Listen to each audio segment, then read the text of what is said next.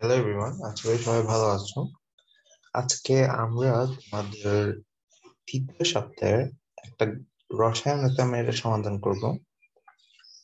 অ্যাসাইনমেন্টটা শুরু করার আগে আমরা একটু প্রশ্নটা ভালো মতো পড়ি, আমাদের থেকে কি জানতে চাওয়া হয়েছে। অ্যাসাইনমেন্টটা করা হয়েছে আমাদের যে চ্যাপ্টারটা আছে এটার নাম হচ্ছে রাসায়নিক বন্ধন, গঠন, যৌগের বিভিন্ন বৈশিষ্ট্য ও ধাতুর বিদ্যুৎ পরিবাহিতা। এখান থেকে তো এটা হচ্ছে আমাদের অ্যাসাইনমেন্টের শিরোনাম। এটা হচ্ছে যে আমাদের অ্যাসাইনমেন্টটা যে চ্যাপ্টার থেকে করছে ওটা হচ্ছে পঞ্চম অধ্যায় রাসায়নিক বন্ধন থেকে। অ্যাসাইনমেন্টের শিরোনাম হচ্ছে রাসায়নিক বন্ধন, গঠন, যৌগের বিভিন্ন বৈশিষ্ট্য ও ধাতুর বিদ্যুৎ পরিবাহিতা। এটা তোমার শিরোনামটা খাতায় লিখবা। এবার আসি আমাদের কোয়েশ্চেনটাতে। অরিজিনাল কোয়েশ্চেনটা আমাদেরকে বলছে ও ডি দুইটা মৌল যারা পর্যায় সারণিক গ্রুপ থেকে অবস্থিত। মৌলের অবস্থান প্রথম পর্যায়ে এবং ডি মৌলের অবস্থান চতুর্থ পর্যায়ে। অপর দুইটি মৌল বি ও সি দ্বিতীয় পর্যায়ে যথাক্রমে 14 এবং 16 নম্বর গ্রুপে অবস্থিত। ও বি মৌলের মধ্যে বন্ধন গঠন প্রক্রিয়া ও উৎপন্ন যৌগের বিদ্যুৎ পরিবাহিতা ব্যাখ্যা করতে হবে। এটা ক নম্বর কোয়েশ্চেন। ক নম্বর কোয়েশ্চেন হচ্ছে সি ও ডি মৌলের মধ্যে বন্ধন গঠন প্রক্রিয়া ও উৎপন্ন যৌগের গলনাঙ্ক স্ফুটনাঙ্ক সম্পর্কে ব্যাখ্যা দিতে হবে। গ নম্বর কোয়েশ্চেন হচ্ছে ডি মৌলের একাধিক পরমাণুর মধ্যে যে ধরনের বন্ধন গঠন সম্ভব তার ব্যাখ্যা দিতে হবে এবং মৌলটি পরিবাহী কিনা বিশ্লেষণ করতে হবে। এটা হচ্ছে আমাদের তিনটা কোয়েশ্চেন। তিনটা কোয়েশ্চেন এখন আমরা সলভ করবো। প্রথমে আসি ক নম্বর কোয়েশ্চেনে। ক নম্বর কোয়েশ্চেন বলছে এ ও বি মৌলের বন্ধনকরণ প্রক্রিয়া ও উৎপন্ন যৌগের বিদ্যুৎ পরিবাহিতা ব্যাখ্যা করতে হবে। আমি যদি ক নম্বর কোয়েশ্চেন সমাধানে যাই, এটা হবে অনেকটা এরকম। উদ্দীপকে বর্ণিত গ্রুপের প্রথম পর্যায়ে অবস্থিত মৌলটা হলো হাইড্রোজেন। তো এক পর্যায়ের গ্রুপের যদি তুমি পর্যায় সারণীতে ঘিরে দেখো এখানে হাইড্রোজেন কে পাবা। এরপর দেখো দ্বিতীয় পর্যায়ে এর নতুন গ্রুপে অবস্থিত মৌলটা হচ্ছে কার্বন। তো এখন তাদের দ্বারা গঠিত মৌলটা হচ্ছে CH4 বা মিথেন। মিথেনের মধ্যে সাধারণত কার্বন ও হাইড্রোজেনের সমযোজী বন্ধন বিদ্যমান।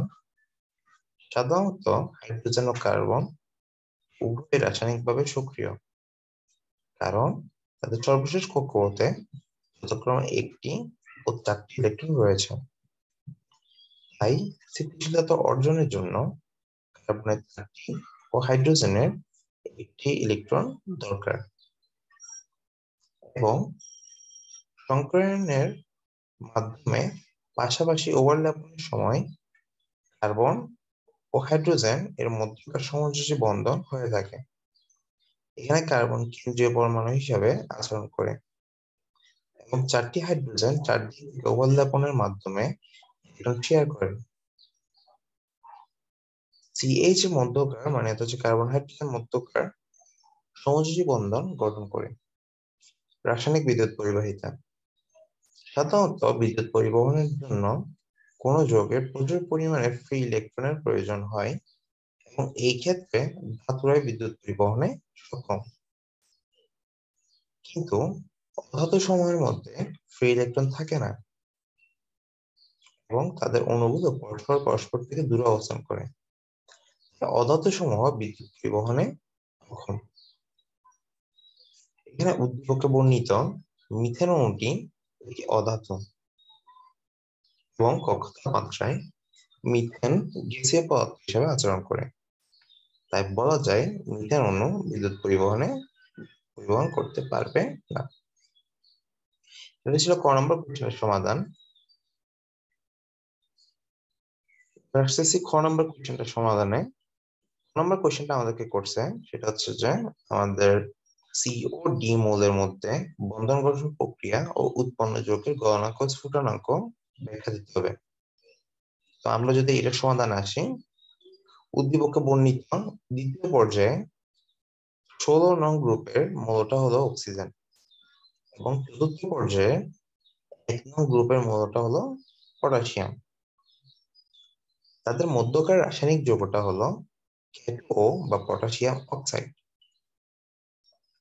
এখানে পটাশিয়াম ও অক্সিজেনের মধ্যকার বন্ধন হলো সমযোজী বন্ধন। এখন কেন তা ব্যাখ্যা করি। দুইটি মৌলের মধ্যে পটাশিয়ামের যোজনী হচ্ছে 1 এবং অক্সিজেনের যোজনী 2। এখানে অক্সিজেন কেন্দ্রীয় পরমাণু নিয়ে আচরণ করবে এবং এখানে অক্সিজেনের সর্বশেষ কক্ষপথে 6টি, পটাশিয়ামের সর্বশেষ কক্ষপথে 1টি ইলেকট্রন রয়েছে। তাই অক্সিজেন স্থিতিশীলতা অর্জনের জন্য নিয়ম অনুসারে সর্বশেষ কক্ষপথে 2টি ইলেকট্রন গ্রহণ করতে চাইবে এবং পটাশিয়াম 2 এর নিয়ম অনুসারে 1টি ইলেকট্রন গ্রহণ করতে চাইবে।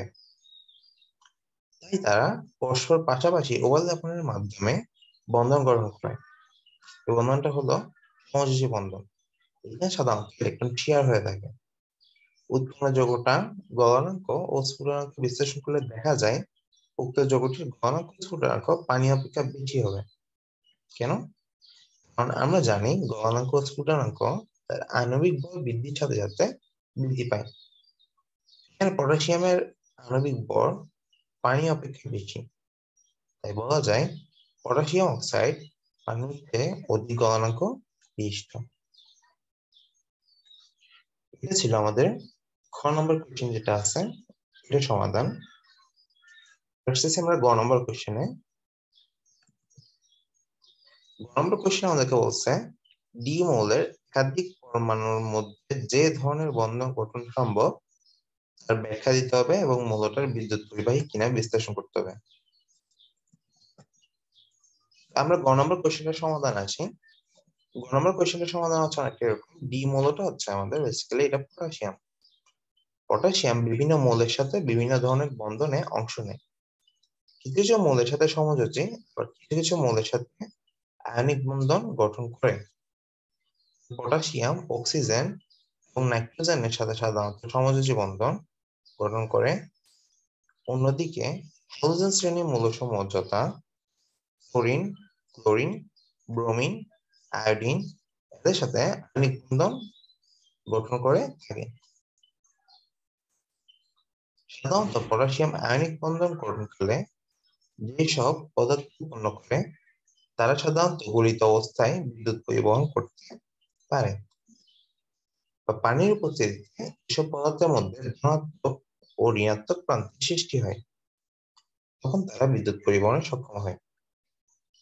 এখানে পটাশিয়াম বিভিন্ন হ্যালোজেন এর সাথে বিক্রিয়া করে এই ধরনের ইলেকট্রোলাইট তৈরি করতে সক্ষম।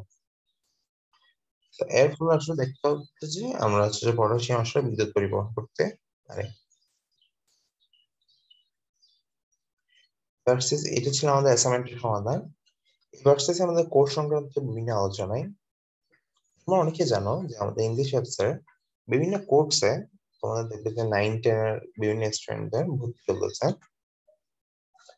তো এই কোর্সে তুমি আসলে সকল বিষয় নিয়ে তুমি চাইলে আমাদের এখানে স্টাডি করতে পারো।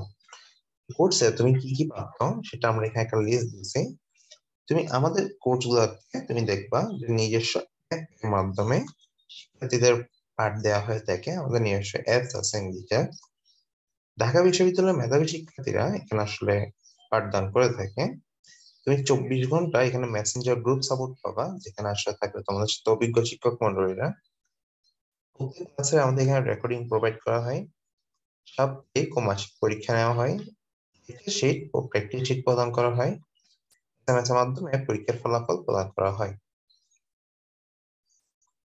আমাদের কারা ক্লাস নিয়ে থাকেন সেটা যদি আমরা একটু জেনে নিই। সেটা হচ্ছে এখানে ক্লাস নিয়ে থাকেন আমাদের, তোমরা এখানে দেখতে পাচ্ছ যেখানে আমাদের অভিজ্ঞ শিক্ষক মন্ডলীর একটা লিস্ট দেওয়া আছে। এখানে তোমাদের আলামিন স্যার ক্লাস নিয়ে থাকেন, যিনি ইংলিশ সেক্টর ফাউন্ডার।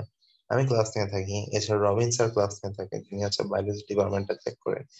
এছাড়া দেখবেন তোমার সামিউল স্যার আছে, যিনি ঢাকা ইউনিভার্সিটি পদার্থবিজ্ঞান ডিপার্টমেন্টে আছে। তো তোমরা যারা আসলে ভর্তি হতে যাচ্ছ, বাসায় বসে বোরিং হচ্ছে বা আসলে পড়াশোনায় মন বসতেছে না, তারা আমাদের কোচিং সেন্টারটাতে বা ইংলিশ অ্যাপসের মধ্যে মাত্র 1500 টাকায় সকল বিষয় ভর্তি হতে পারবা বিজ্ঞান বিভাগের স্টুডেন্টদের জন্য। তো ভর্তি হওয়ার জন্য তোমাদের আসলে এখানে একটা নাম্বার দেওয়া আছে, স্ক্রিনে দেওয়া নাম্বার একটা কল করতে হবে। তোমরা এখানে দেখতে পাচ্ছ আমাদের অ্যাপসটা, এটা হচ্ছে আমাদের নিজস্ব অ্যাপস। এন্ড এটা তোমরা ডাউনলোড করে নিতে পারো। এখানে তোমরা course details, notice, YouTube video এসব পেয়ে যাবে। তো এটা ছিল আমাদের অ্যাসাইনমেন্টের সমাধান এবং কোর্স আপডেট। ধন্যবাদ তোমাদের সবাইকে ভিডিওটা দেখার জন্য। আশা করি তোমাদের ভিডিওটা তোমরা কিছু হলেও বুঝতে পারছো। দেখা হবে পরবর্তী কোনো একটা ভিডিওতে। সবাই ভালো থাকবে। Good bye.